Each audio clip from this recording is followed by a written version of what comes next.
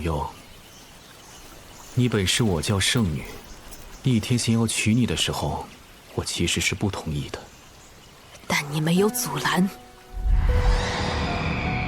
当初是你让我拜厉天行为师，他身为师父强娶弟子，身为教主强夺圣女，我杀了他。他却连死也要化作心魔纠缠我。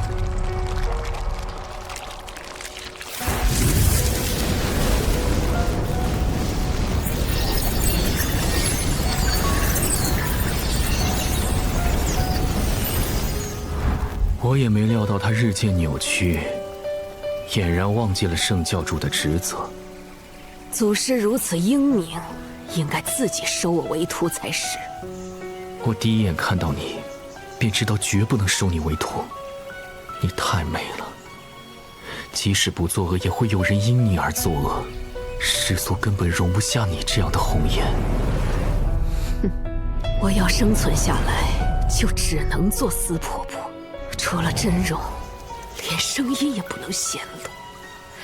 既如此，你为何还让我做教主？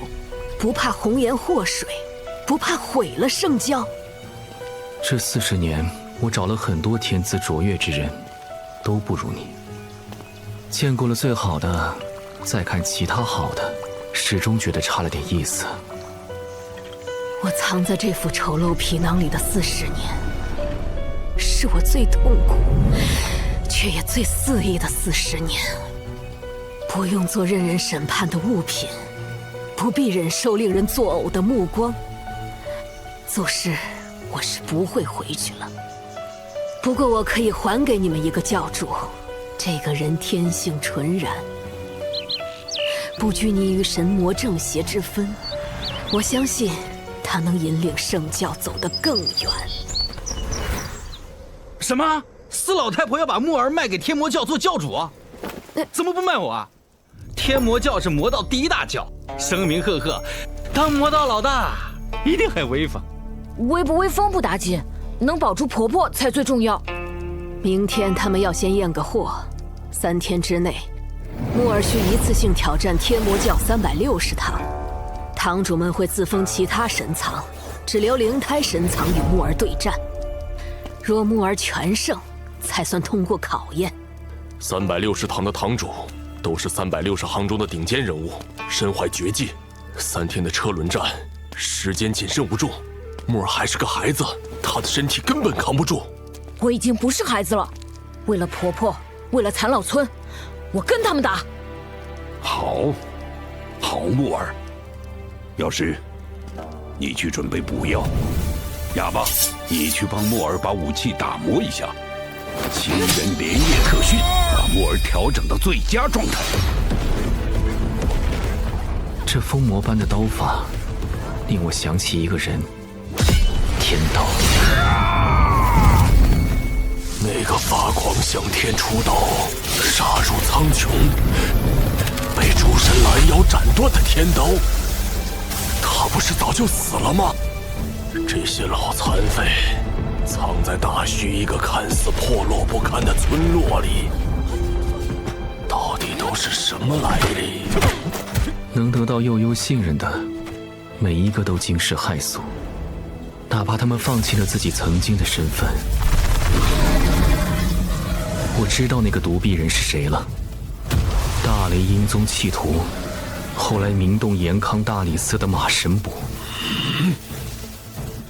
如来也老了，想请马神卜回宗坐镇。我们这一辈即将消亡，延康国师却正年轻。若新一代领路人迟迟不出现，各大宗派终将被延康国兼并，不复存在。希望教主夫人选中的人，未来能与国师匹敌。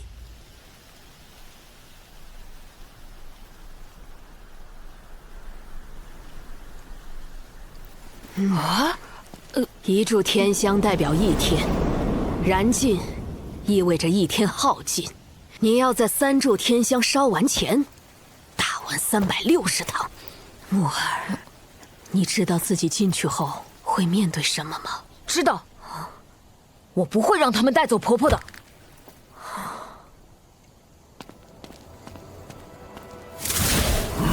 得在第一炷香燃尽前打赢120位堂主，我要快！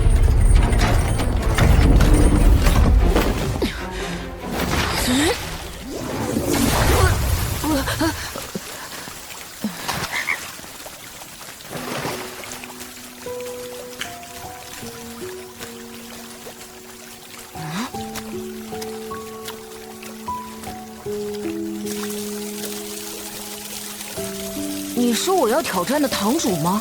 你的屋子里哪来这么多雨水？我幼时便行走江湖，为农民们做法降雨。他们称我为小雨师。承蒙厉教主看得起，封了我做雨堂的堂主。原来施法降雨也能作为行当，可惜这种法术我还没学会。啊？教主夫人可是法术流派的顶尖人物啊，比我还厉害很多。所以当年她被选为圣女，而我落了选。你跟着她，竟然没学会法术？法术也是修炼流派吗？我只听过控剑术跟战技这2个。啊？你怎么什么都不懂？法术和战技是最古老的2派。后来元康国师将控剑术推到巅峰，才变成了3大流派。为什么要区分流派？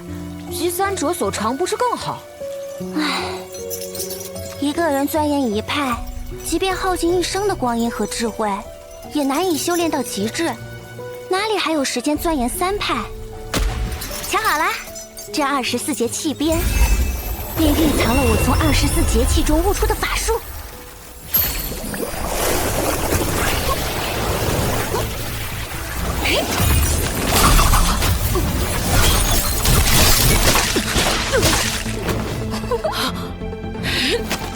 无语。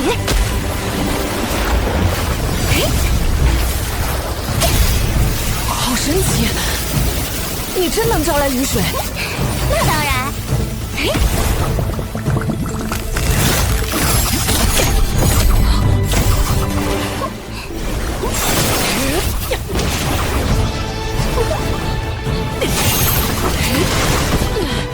推法挺快呀！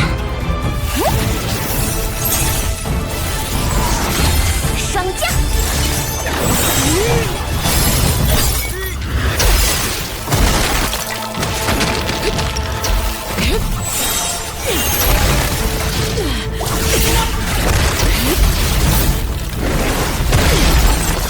你小子行啊！好冷，打出水和冰就是法术吗？我也可以。灌水。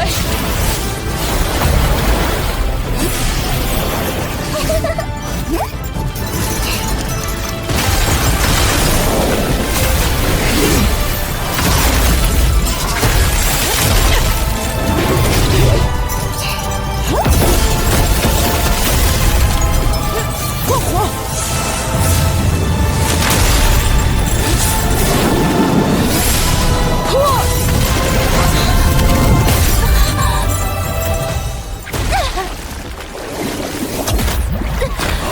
鱼塘，你这么快就输了？这小子不知道学的什么野路子战技。农场，这小娃娃精得很，一招暗藏几10种变化，你们当心阴沟里翻船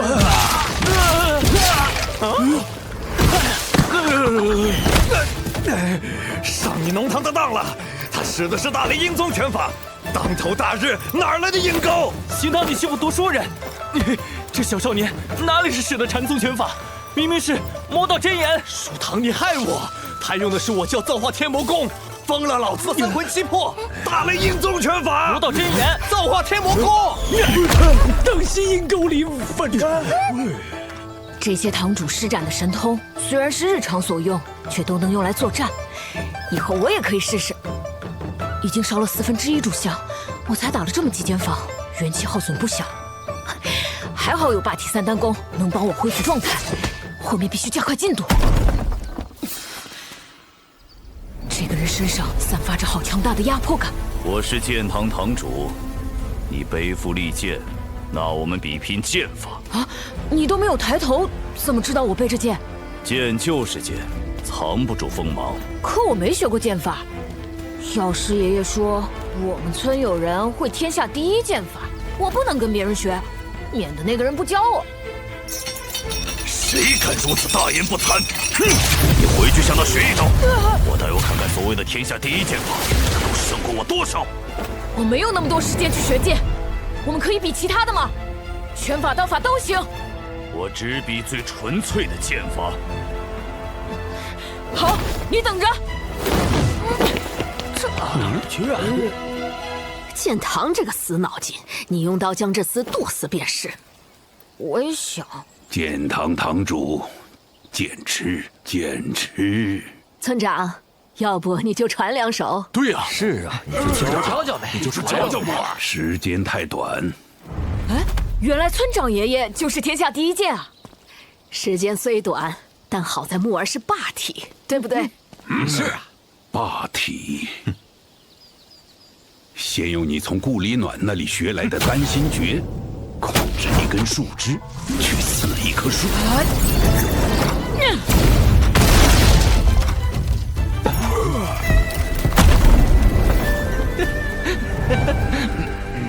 我忘了，这小子虽然剑法糟糕，但元气深厚。再次杀猪刀试试。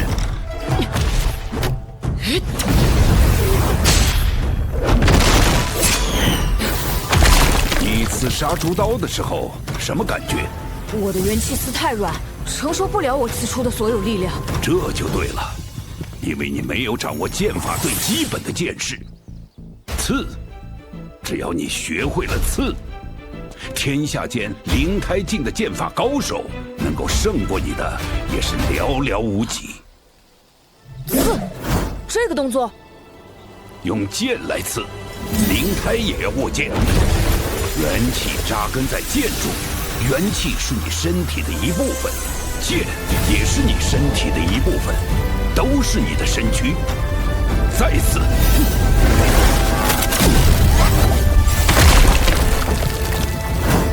元气丝好像能承受我所有的力量啊！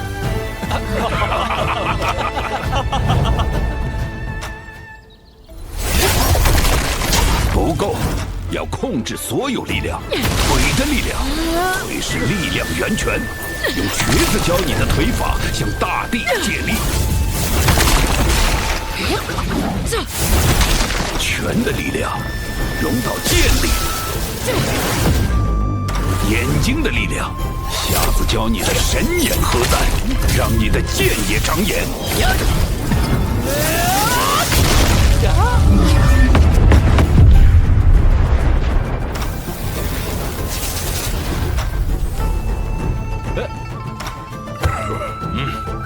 你现在可以去见剑堂堂主了。等等，用这口剑吧。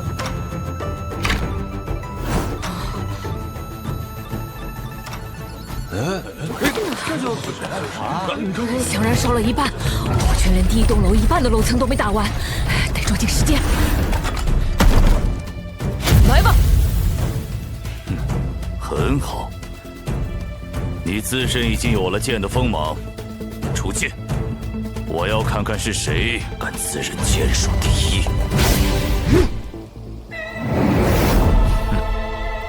之前那把剑呢？婆婆说你只用灵胎神藏，我如果用真剑，会伤你性命。荒谬！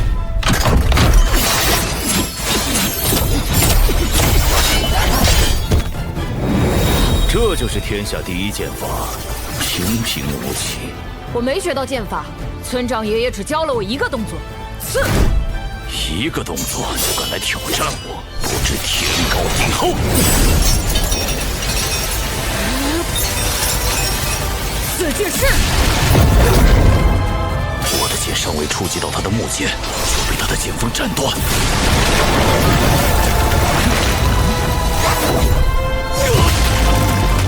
一个普通的刺，竟有这样的威力吗？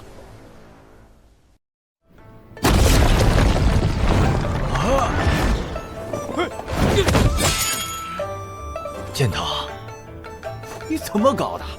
比剑还能输给一个小娃娃？他连剑法都不会。我也不知为何，一招便败了。那小子定是用了什么见不得人的手段，否则仅凭一招基础剑士法，如何能击败钻研剑道几十年的剑堂？祖师，莫非那放牛娃当真取巧了？不急，且再看看。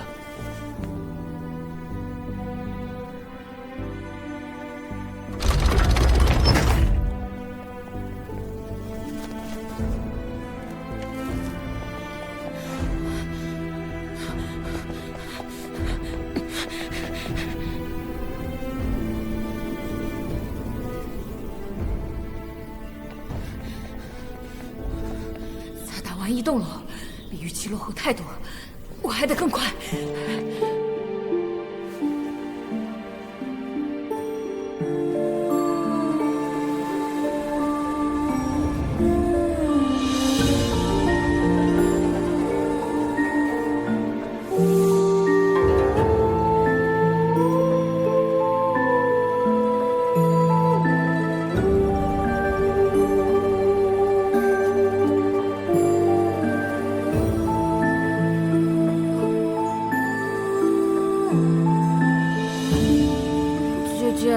只放过牛，不懂跳舞的。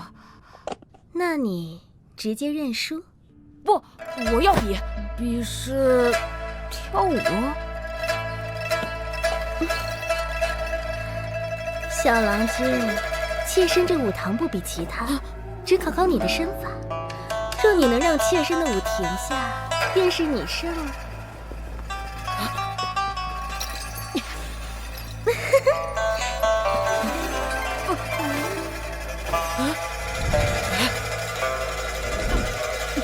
姐姐的舞步好厉害，像蛇一样灵活。原来这就是身法考验，得先找到姐姐所在的方位。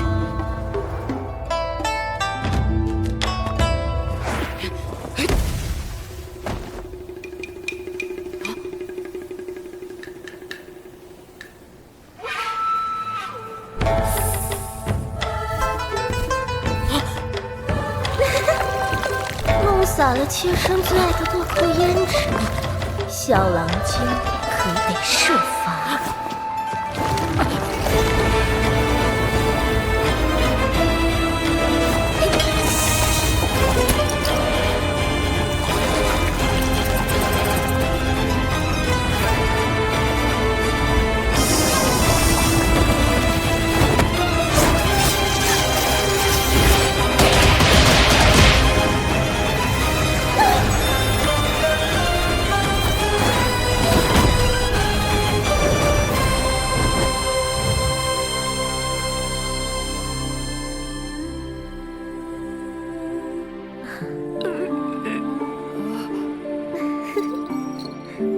小郎君身法诡异，妾身输了。姐姐承让。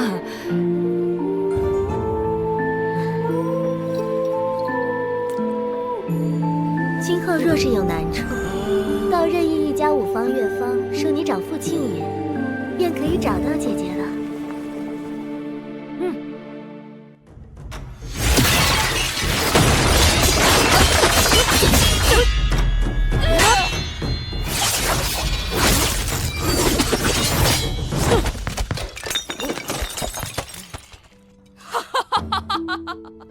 好刀法，小家伙，走不完360堂，就跟我学做菜去。我一定会走完，不然婆婆就要被你们带走了。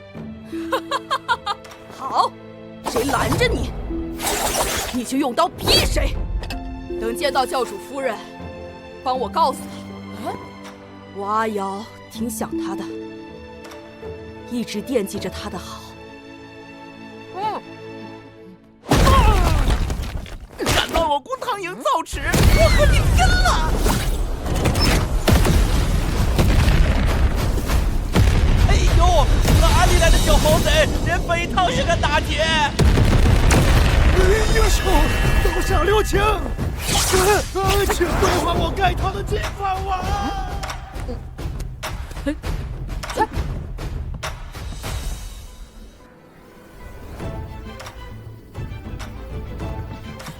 过防的速度越来越快了，他居然真的做到了。这小子好像有点真本事。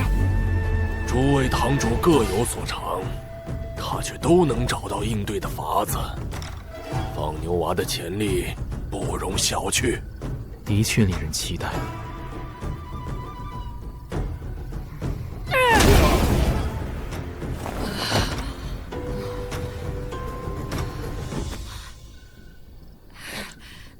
最后一炷香快燃尽了。这少年真是不寻常，可惜，他的时间不够了。我一定要打败他们，我才能留下。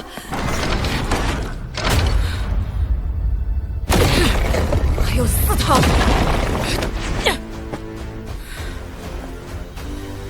剩下的堂主们，我有一个请求。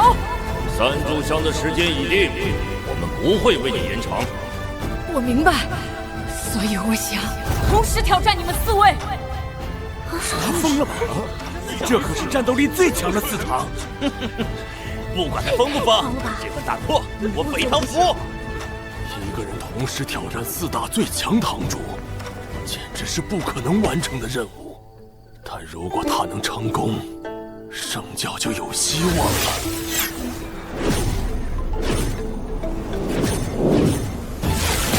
青龙、朱雀、玄武、白虎4堂，不负责任何行当，唯一负责的便是武力。即便你是教主夫人养大的，我们也不会手下留情。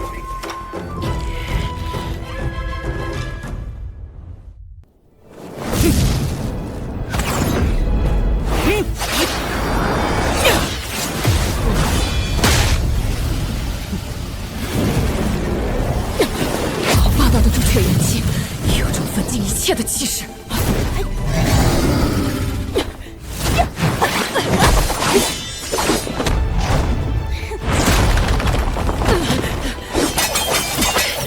这些锋利的银丝都是白虎元气化成的。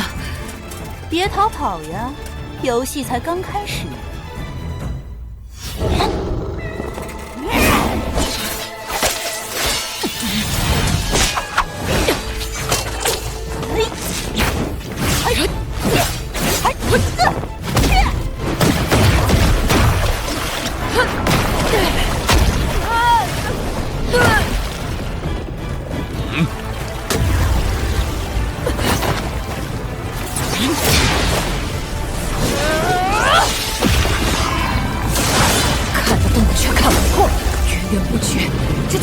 元气，最大的错误就是不该同时挑战我们4人。我4堂以4大灵体命名，正因我等是4大灵体中的最强者。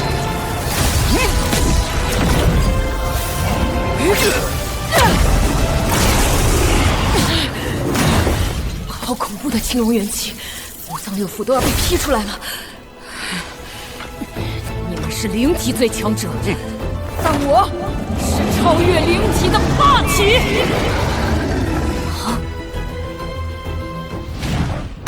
安火！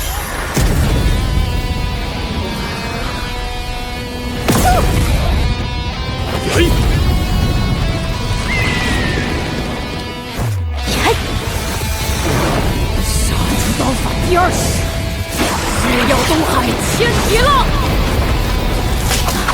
朱雀堂，你烧我的银丝做什么？是他的元气首先变成了火，再向我的朱雀元气借力。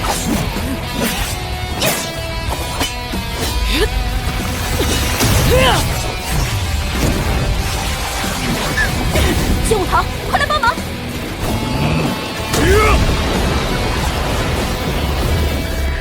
关水！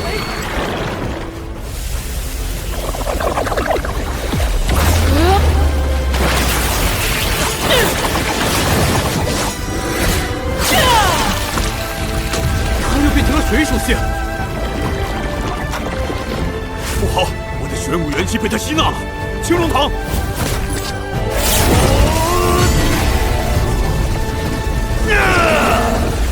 坤，走！九龙御风雷！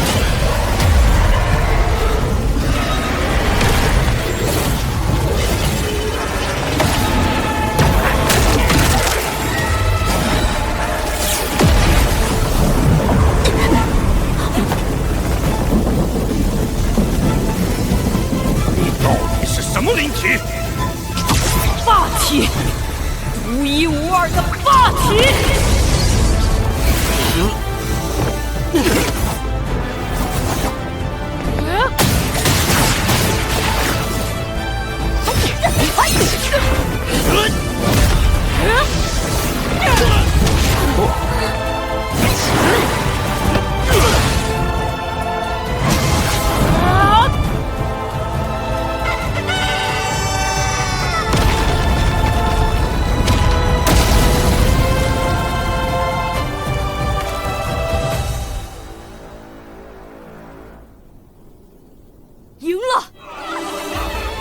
胜了四堂，一骑战四堂，豪情震八方，快哉快哉！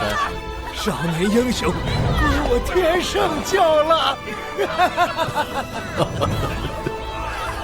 看到自家兄弟被打败，还这么开心，这可是第一次。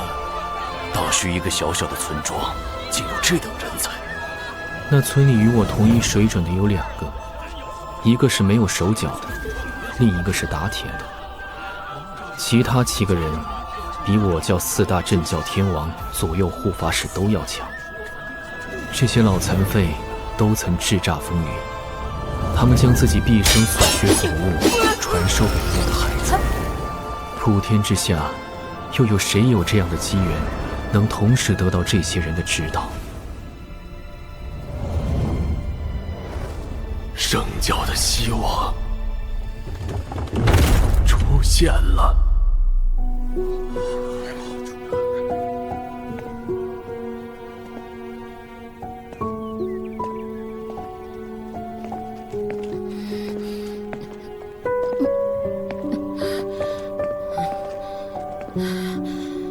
婆婆，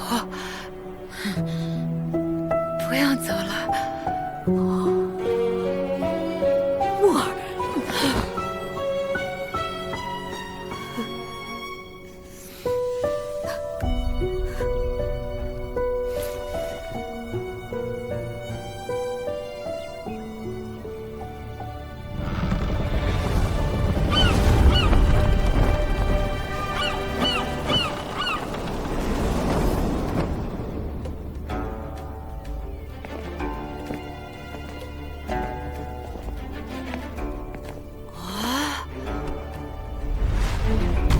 我教开山教主曾逢天上圣人坐时讲道，故而创立天圣教。作此实作，应承圣人之志，是教主，亦是向教众传道授业的圣师。请。那么多前辈，婆婆跟祖师都站着呢，我怎么能做？木儿，这个实作名为圣师作，是你自己打下来的，做吧。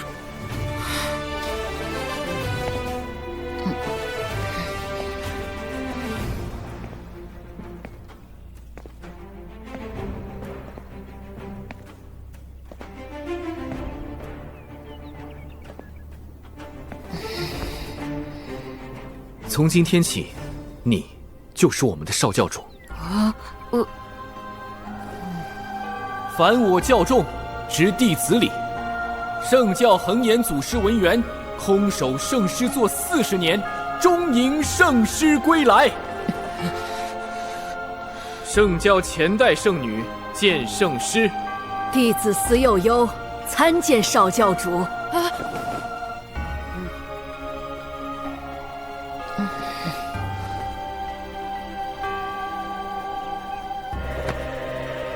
圣教4大镇教天王、左右护法使、8大督察使、12护教长老见圣师。弟子参见少教主。弟子参见少教主。圣教360堂见圣师。参见少教主。参见少教主。参见少教主。诸位请起，是少教主。少教主，往后圣教托付给你了。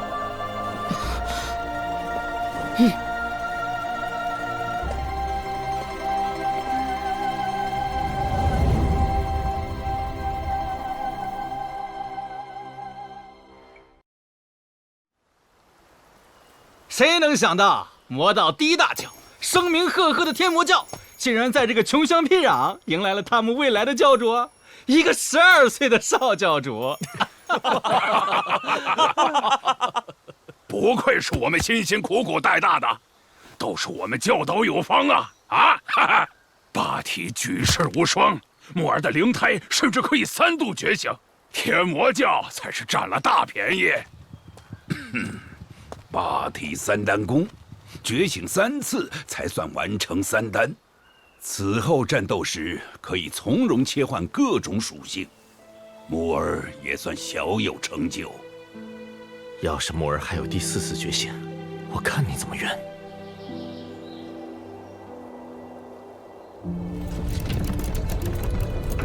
圣教已有40年不曾走动，而今选出少教主，不过是暂时稳定人心。燕康国吞并的宗派越来越多，我不知还能拖几年。祖师放心，木儿成年之后一定会走出大虚，带着圣典回教，执掌大局。祖师，这是我拆屋子的赔礼。哦。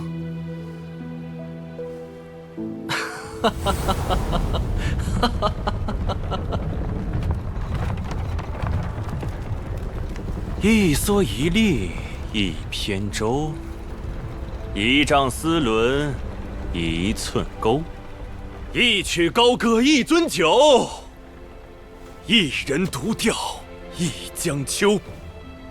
天魔教祖师，老瞎子不知是否还有机会再见你，别过了。800老翁负闲愁，此生志满亦修修。死后得以凌霄上，云自高飞，水自流。不愧是祖师，看淡了生死，觉得此生圆满，死后还要在天上笑看人间风云变幻呢。这就是大宗师。瞎子，你距离这种心境不远了。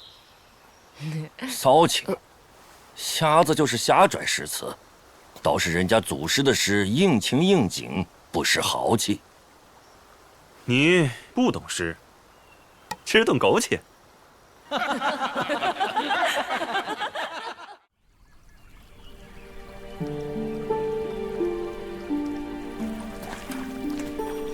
祖师，少教主，你终于来了。少教主一路走到延康，感觉如何？我走一路看一路。只见延康国有大兴之兆，道法神通，锦系百姓日用，日新月异。水下有行舟，空中有楼船，地上有飞轮车，炼丹术也被运用到核心驱动之中。造化神奇！滹阳县雨涝排云，漓江县借水势引动冶炼机关，江陵郡以造化之术扩建江上新城，近乎神迹。待到京城，更是人文荟萃，民息物富。延康国虽然有所动乱，但是乱不了太久，之后便是无比强盛。听你的意思，认定宗派无法与国家为敌了。小学、大学和太学的设立，已经确定了延康国就是天底下最大的宗派。其他宗派都是这个宗派的小学、大学，不过为延康国提供士子而已。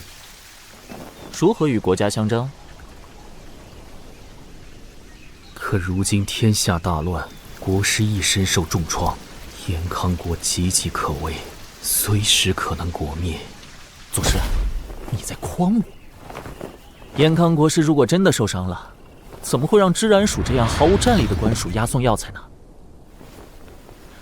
他肯定是在欲擒故纵吧。还有一种苦肉计，否则骗不了天下宗派。他回京之后，我见过他，伤势的确很重，据说是3个跟我同时代的老怪物一起出手将他重创。延康国师，这是将计就计啊！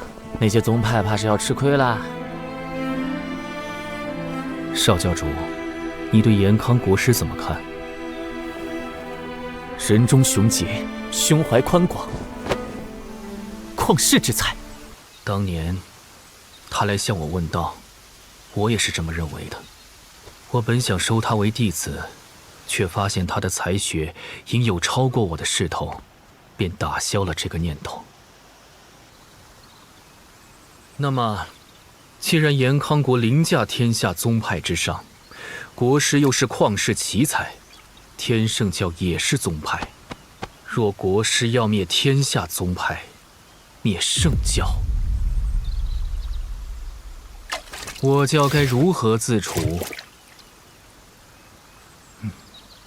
有2条路，一是变教为国，圣教要立国，则需远离延康，以免被吞并。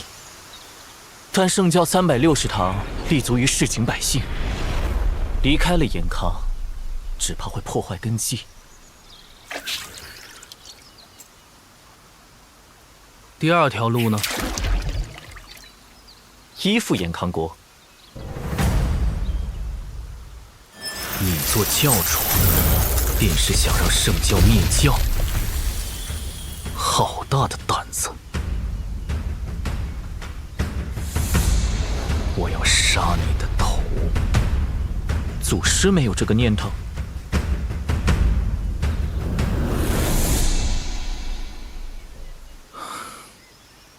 有，头先放在你的脖子上，继续说下去。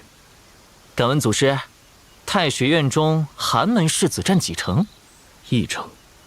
延康国的官员有几成出自太学院？7成2。这便是太学院的弊端。200年后，天下官员都将出自太学院，而太学院中无一名寒门子弟。寒门越发贫苦，世家越发富贵，民怨必然爆发，那便是我教一统天下之时。滚滚大势，无人能敌，无人能挡。你要造反，陷圣教于不义，我要杀你的头！祖师，别闹。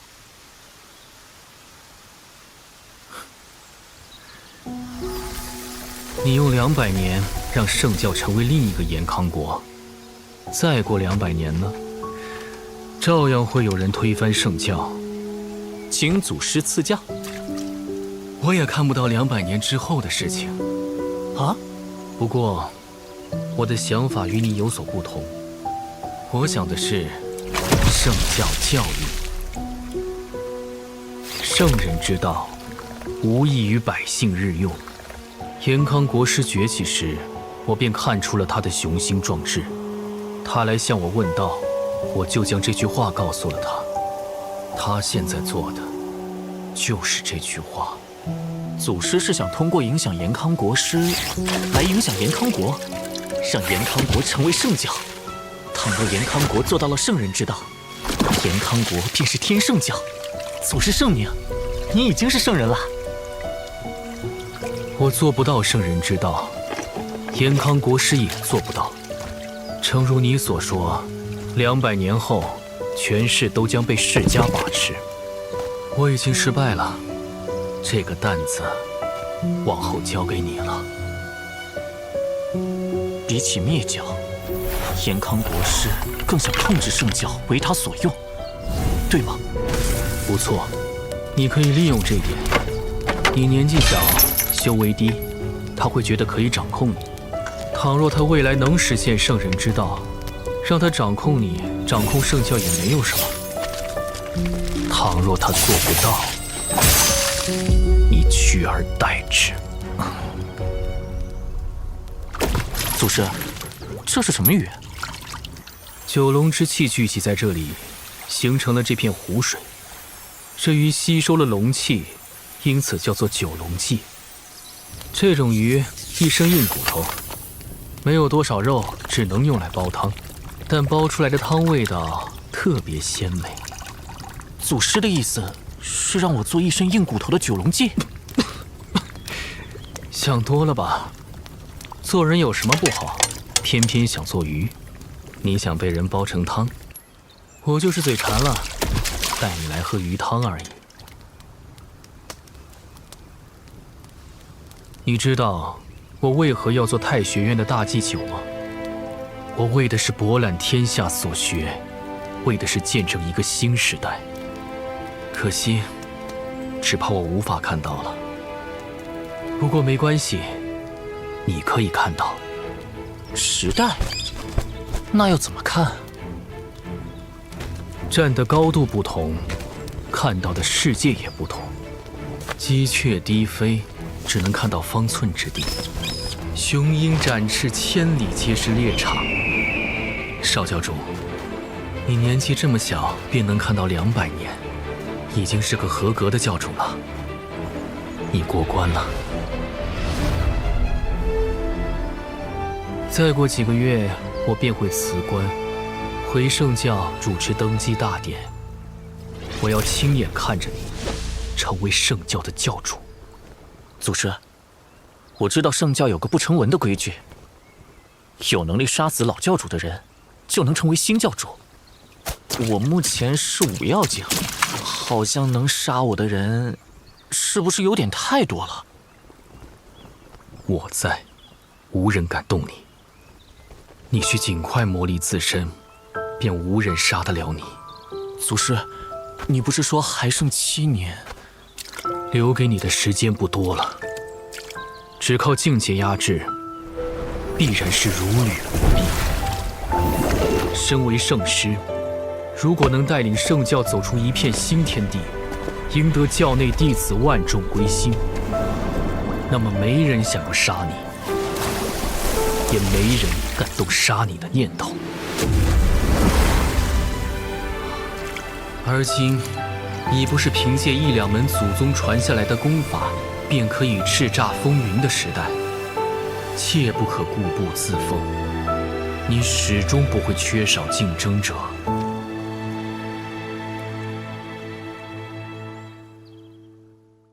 当年我要拜你为师，你为何不收？你想要做的事情，是我从前未曾想过的，也是我毕生都做不到的。我从你身上学到很多，也意识到你比我好，未来的成就比我高。我愧为你师，所以不能收你为徒。但我最近还是有些迷茫。你说，我们走的路是正道吗？在所谓的正道眼中，我们走的路不是正道。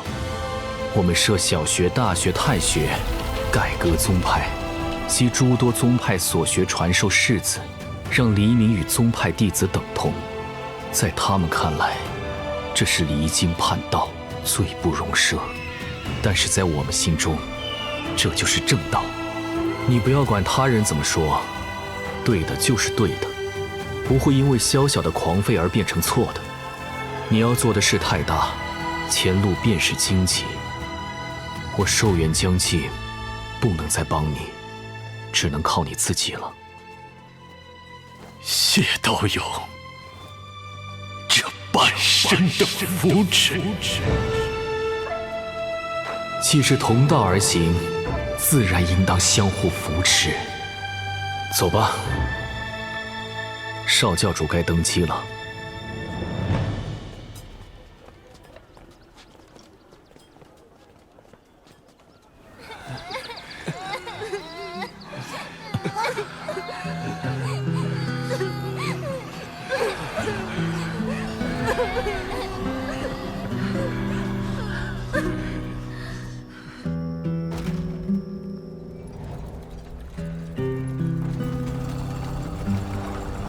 再乱下去，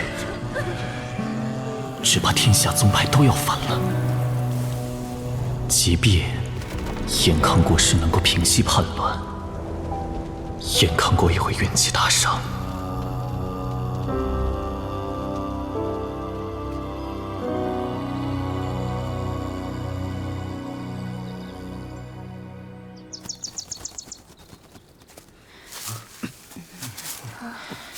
秋风贴地形，不只是法术，也可以化作控剑术。战技，修炼的时候不要墨守成规，不必拘泥于他人经验。小兄弟，你真厉害！风堂堂主教我们这招，叫我们在农忙的时候干活赚钱，不至于饿死。等我们学会了你教的这些啊，钱肯定能赚得更多。说不定就能凑钱上学了。教得好，学得也好。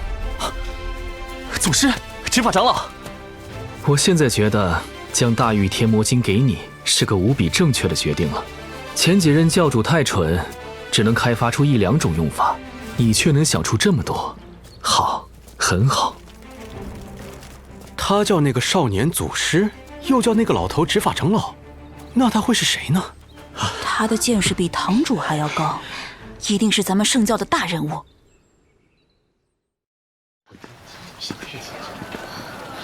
雍州境内圣教弟子比较多，你看此情形，有何想法？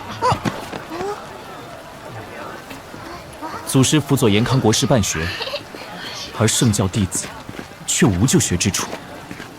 祖师想起了天下，却忘了圣教。祖师应该在教中建小学、大学、太学，方能让我教弟子不落后于时代。这是教主做的事情，不是祖师做的事情。前教主为何不做？他沉迷女色，被教主夫人迷住，眼里哪还有天下人？不如这样，从我教中选拔出类拔萃的弟子，让他们去参加太学院大考，让太学院帮我教栽培弟子。恨你没有早出世40年。左右护法，人到齐了吗？还有教主夫人和圣女未到。4大真教天王中，前天王至今未归。这么明目张胆吗？难道天圣教总坛便设在雍州？360堂，展旗！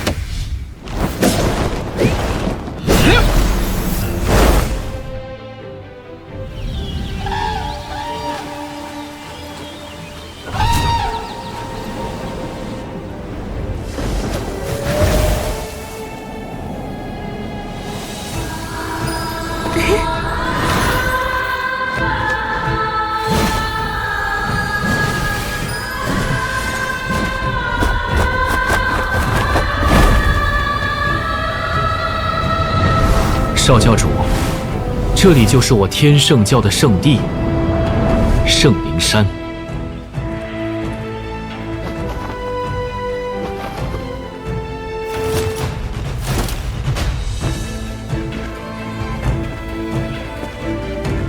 木儿和祖师到了吗？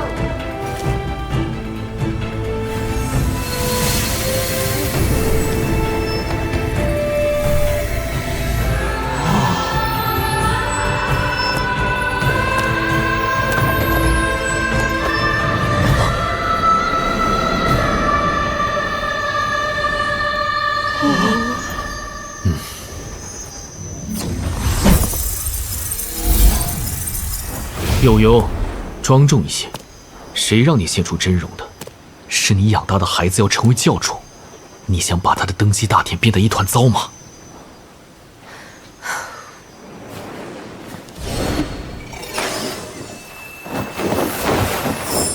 这才对嘛！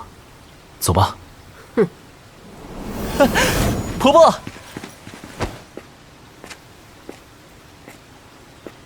圣女司银香，见过少教主。圣女，还是这一代的圣女乖巧，上一代圣女就是个妖孽。老娘还在这里，臭老头，你想怎样？哼！木儿，香丫头是我私家的，祖师遇到她之后，便亲自教了几年。难怪我一直觉得她与婆婆有些相似。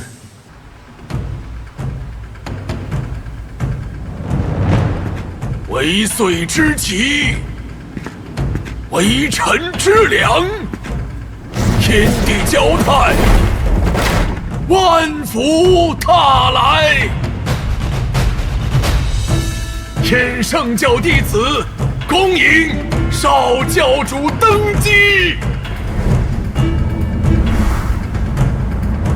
恭迎少教主登基。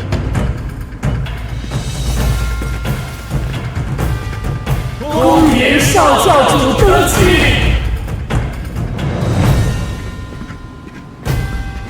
恭迎少教主登基。祖师，我们天圣教教主继任，为何叫做登基？登基不是皇帝用的吗？我天圣教最辉煌时，下辖6国，6国皇帝都是武教臣民，圣教主与皇帝一样用登基2字，还真是看得起皇帝了。时过境迁，而今国家才是最大的宗派。一个宗派很难让所有人成为宗派的弟子，但一个国家却能让境内所有人成为这个国家的子民。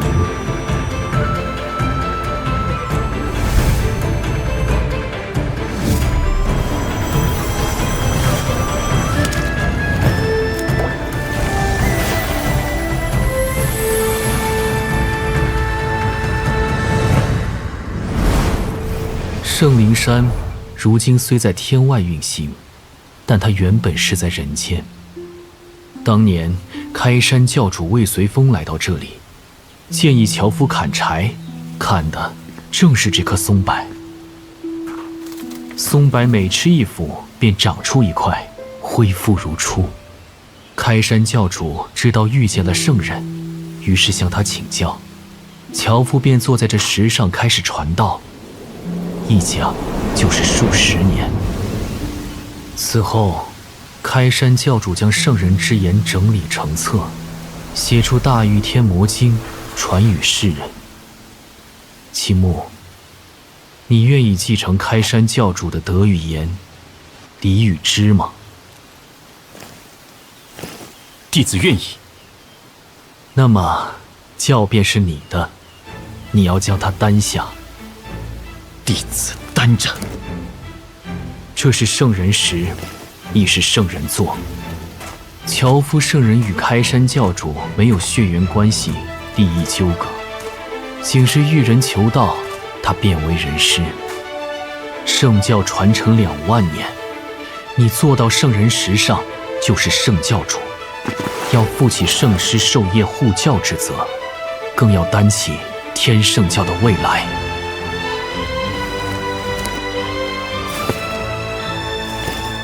弟子参见圣教主。